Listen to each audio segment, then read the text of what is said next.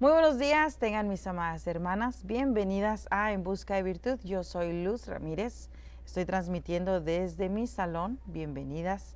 Gracias por compartir este lunes por la mañana conmigo.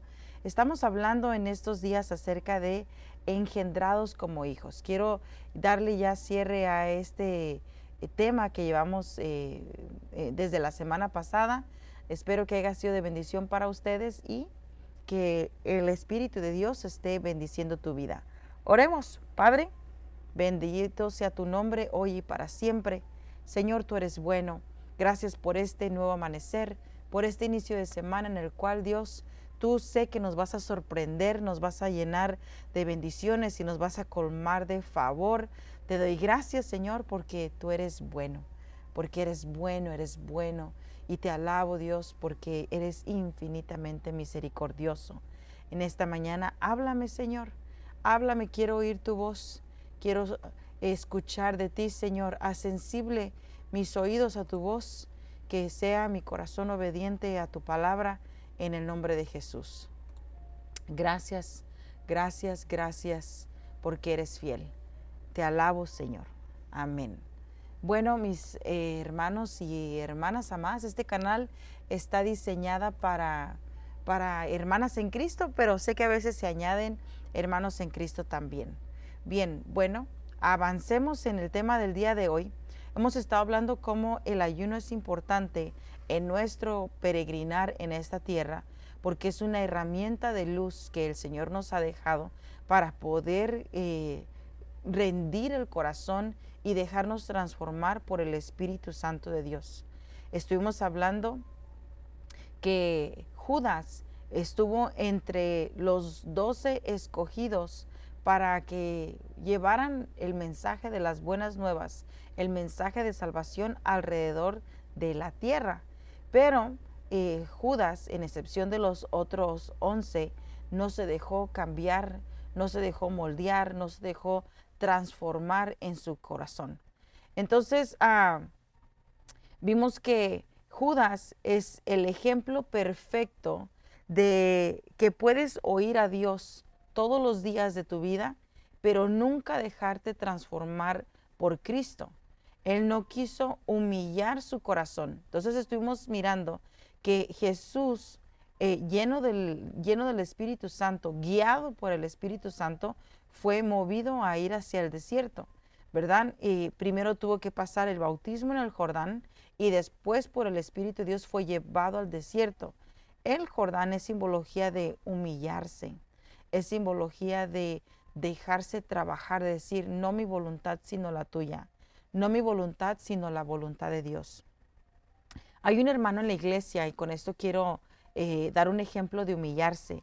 Hay un hermano en la iglesia que es extranjero, que llegó con la necesidad de un empleo.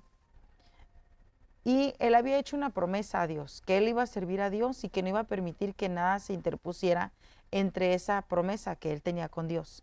Entonces, pero también tenía la necesidad de llenar los gastos de su casa, la renta, el gas, la comida, entre todo lo demás. Entonces le ofrecían oportunidades de trabajo. Le decían, mira, en tal lugar están ofreciendo, en tal lugar están contratando, ve y aplica aquí, oí que están por adquirir mayor personal. Y él empezó a llenar aplicaciones y le salían los empleos, pero todos de una forma o de otra interferían con su horario de servicio en la iglesia. Entonces él empezó a decir, yo tengo dos opciones, ir a la primera oportunidad que se me abre para poder cubrir mis gastos o humillar mi corazón, proponer mi corazón a creerle a Dios y esperar a que Dios abra una puerta donde Él me bendiga. Hermanos, pasó el mes 1, mes 2, mes 3, mes 5 y él seguía aplicando y no le salían trabajos donde no interfirieran con su horario de servicio en la iglesia. Entonces él empezó a agarrar así pequeños temporales, ¿verdad? Unos 2 días aquí, 3 días allá.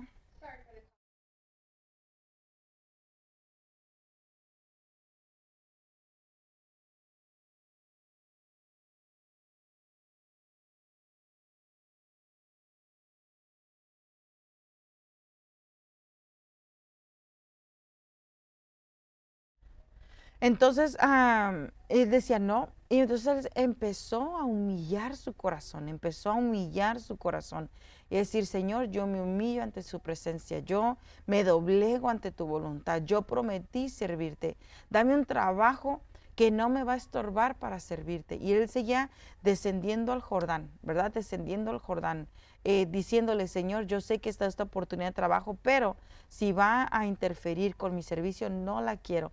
Prefiero estar en este desierto ahorita, en este momento tan difícil, pero que nada me quite el privilegio de servirte. Bueno, el hermano empezó a aplicar en otras posiciones y está ahora muy agradecido con Dios porque Dios le abrió una oportunidad de trabajar como asistente de maestro en este país sin hablar el idioma inglés. Entonces, Dios le puso una flexibilidad tan maravillosa en esta posición. Para ir a la entrevista tuvo que llevar un traductor. El personal que le hizo la entrevista fue tan amable, fue tan cordial, y le digo porque yo estuve presente en la entrevista, y Dios puso gracia delante de los hombres, sabiendo que su limitación era el idioma inglés. El distrito no puso traba con eso, al contrario, le permiten ahora usar un traductor para que se pueda comunicar entre estudiantes y los maestros, etcétera. Entonces es como algo imposible posible, que esto es maravilloso. Porque cuando tú estás trabajando en un lugar, lo que quieren es que te desempeñes, te desenvuelvas, seas práctico y con habilidades que van a beneficiar 100% al personal que está sirviendo. Pero ellos no miraron el que él no hablara inglés como una deficiencia, sino que la miraron como, está bien, esto no es un problema, ahorita lo arreglamos, ahorita lo vamos a superar, lo vamos a supercambiar y lo vamos a adaptar para que todos se beneficien, y está agradecido. Pero ¿qué tuvo que hacer? Humillarse y esperar y confiar en Dios. Humillarse y dejarse moldear el corazón, aprender a tomar pasos de fe. Judas no quiso hacer eso. Judas no quiso humillarse.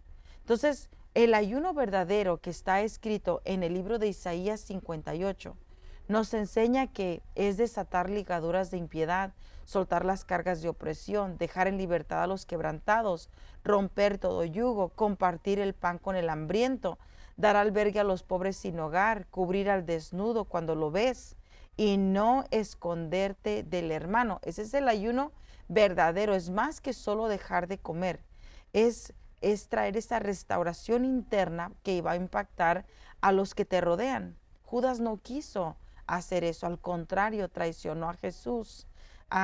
No creó esa hermandad entre los discípulos, ¿verdad? No hay conexión de Judas con ningún otro discípulo, ¿verdad?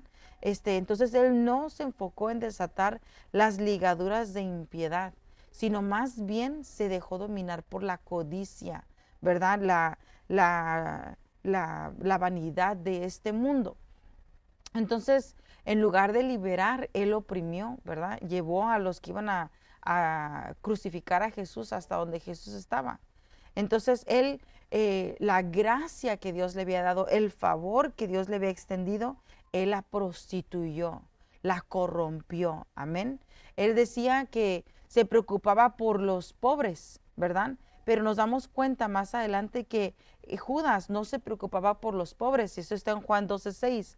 Cuando la mujer agradecida interrumpió una reunión para derramar perfume a los pies de Jesús, Judas en su corazón y aún de forma audible dijo que por qué se tiraba ese perfume como desperdicio, que más bien se pudo haber vendido y se pudo haber dado a los pobres ese dinero. Entonces Juan 12:6 nos deja claro por qué él decía esas palabras. Y dice, él decía esto no porque cuidara de los pobres, sino porque era ladrón, y teniendo la bolsa, él sustraía de lo que se echaba en ella. Entonces Judas nunca quiso romper esos lazos de impiedad. Entonces, él tenía que pasar el proceso de oyente a creyente, de creyente a discípulo y de discípulo a siervo y de siervo a ser lleno del Espíritu Santo para que tomara la postura de hijo, ¿verdad? Pero Judas nunca llegó al soplo del Espíritu Santo. Amén. En Juan 20:22 después de que Jesús resucitó, reunió a sus discípulos y les dijo que soplaba sobre ellos el Espíritu Santo. Así está específicamente en Juan 20:22. Sopló sobre ellos y les dijo, recibid el Espíritu Santo, ¿verdad? Entonces, los discípulos fueron discípulos los 3 años de ministerio de Jesucristo en la tierra. Jesús es crucificado y resucita al tercer día. Cuando Él camina por la tierra esos 40 días y 40 noches, dice la palabra de Dios que hizo muchos milagros y muchos prodigios, entre ellos el soplo del Espíritu Santo. Ahora, ¿qué significaba el soplo del Espíritu Santo? La promesa de ser engendrados hijos. Porque en Juan 14:18 dice, no os dejaré huérfanos, vendré a vosotros. Esa era la promesa. Y en Juan, como leímos hace rato, 20:22, Él sopla sobre los discípulos el Espíritu Santo. Y en Hechos 2 es manifestada esa cobertura del Espíritu Santo sobre aquellos que estaban en el aposento y allí fueron engendrados como hijos. Entonces la promesa de que no quedaríamos huérfanos y de que vendría a nosotros se cumplió en el Pentecostés. Entonces ahora el Espíritu de Dios, a través de su presencia, de su llenura y de la revelación de la palabra que trae a nuestros corazones, nos engendra como hijos. Nos ha dado Dios la potestad de ser llamados hijos. Eso está en Juan 1:12. Mas a todos los que le recibieron, a los que creen en su nombre, les dio la potestad de ser hechos hijos de Dios. Entonces, ¿qué quiere decir potestad? Que te da la autoridad, ese poder legítimo.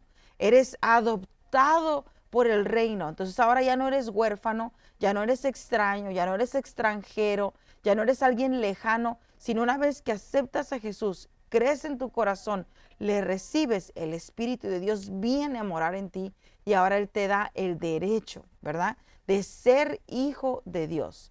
Entonces, ¿qué quiere decir eso? Que ahora te concede una nueva vida. En Cristo Jesús, todas las cosas viejas pasan y son hechas todas nuevas y comienzan a ser renovadas por el poder de la palabra. Amén. Entonces, esto indica un cambio de identidad, que eso fue lo que le pasó a Judas. Él no quería cambiar su identidad, él quería permanecer igual. Amén. Entonces, no nacemos automáticamente hijos cuando somos traídos a esta tierra. Nacemos por parte de carne y sangre.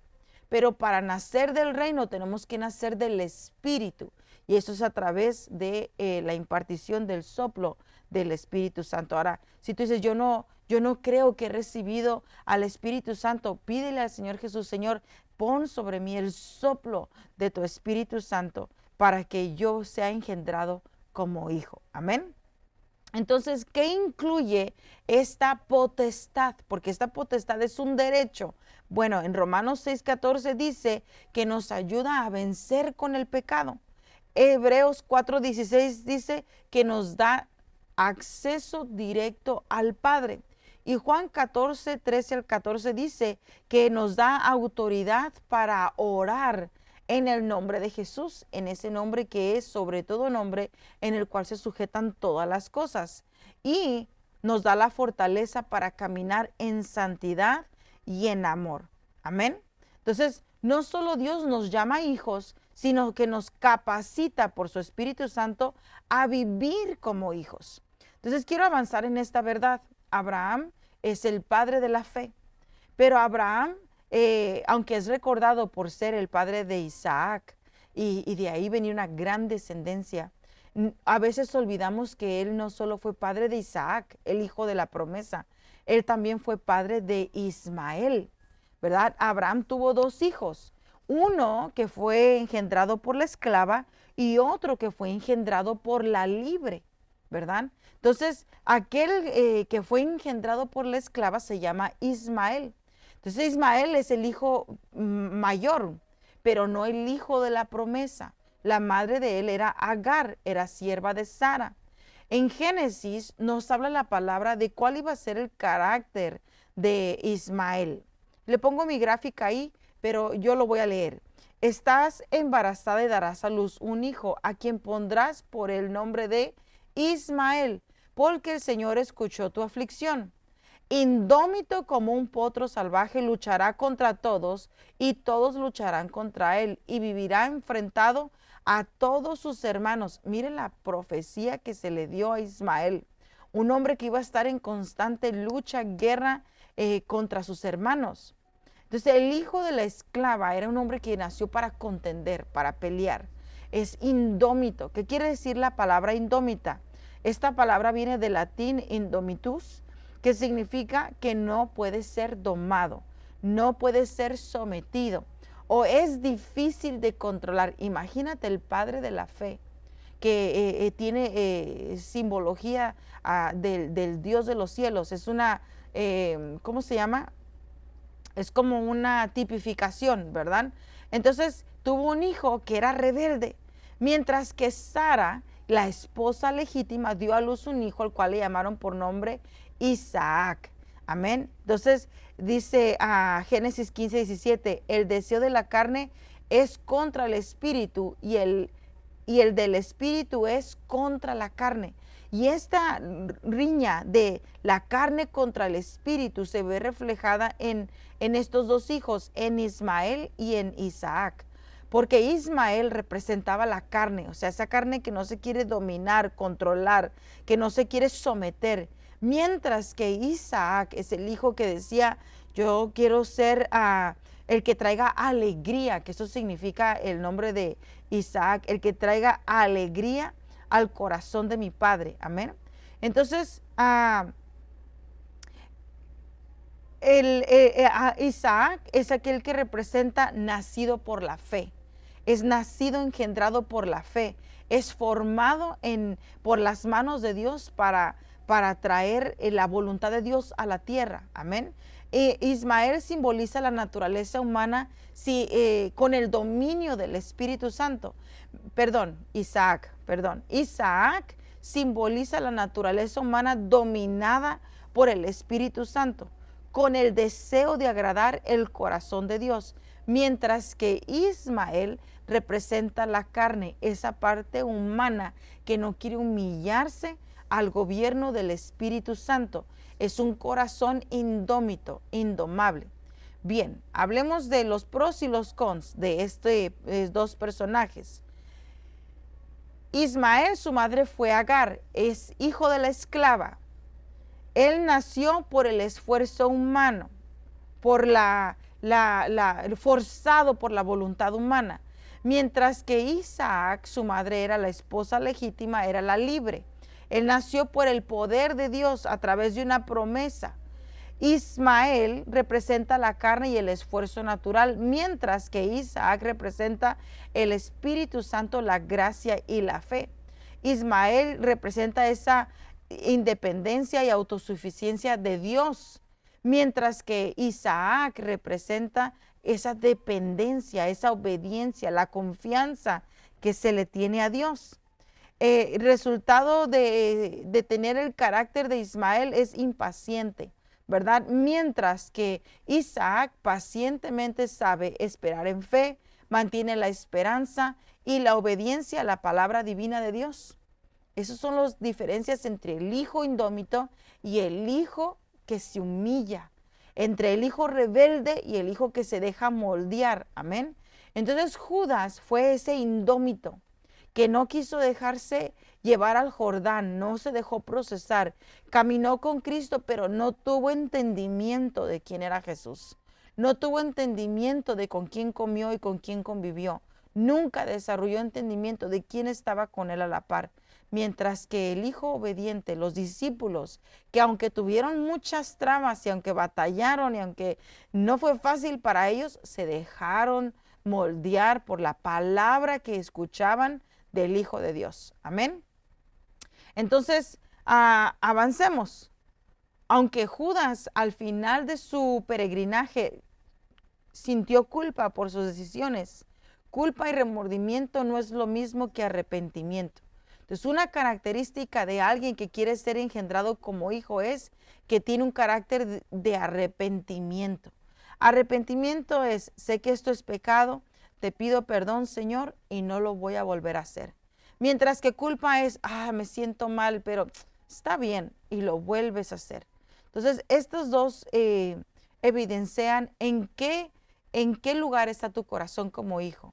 ¿Estoy queriendo ser un hijo que se deja gobernar por Dios o quiero ser ese hijo indomable que al final de su día es un castigo eterno, una separación de Dios, un hijo de perdición? ¿Verdad? Bueno, me quedo hasta ahí en esta mañana. Muchas gracias por haberme acompañado. Espero que esto traiga reflexión a tu corazón y nos vemos mañana con la voluntad de Dios.